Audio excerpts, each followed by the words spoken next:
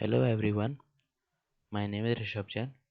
So for the flow simulation, I have made this geometry watertight by closing both the ends from by these lids 1 and lid 2. So now go to flow simulation tab, set up the wizard. It is asking for project name, project 1. Next, it is asking for units. I will keep SI units and temperature to the Kelvin to Celsius.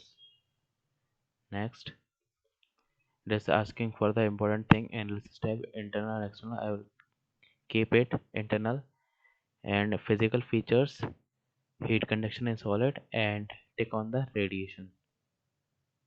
Now next, it is asking for the fluids. I will go to the gases and air and add.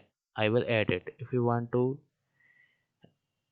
something new, then click on the new, add. Next, it is asking for the solid body material. I will go to the polymers, go to the polyurethane. Next, it is asking for the wall conditions. I will keep adiabatic wall. We can change also for the conducting walls. Here are the options. Now next,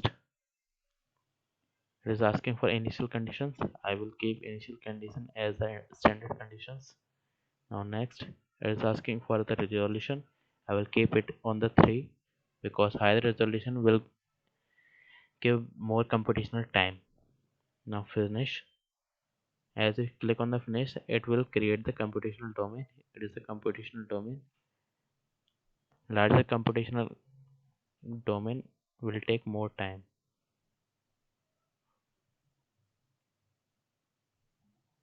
So now insert boundary condition,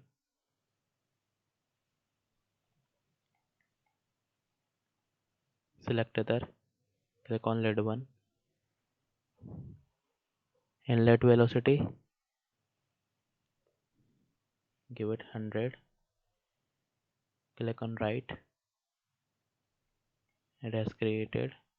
Again click on the insert boundary condition,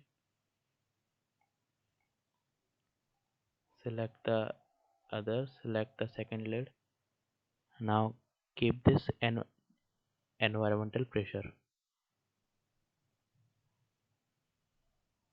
fine. Click on insert volume source,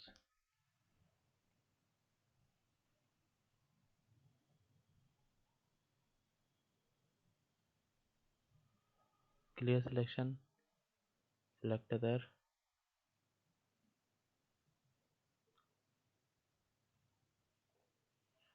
insert the heat source, insert volume source, select this body, give it value,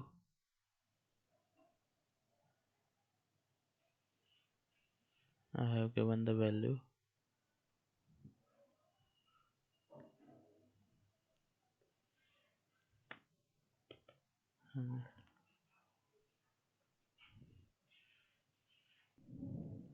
So heat source is successfully added. Now it shows that results are not loaded. So click on the run.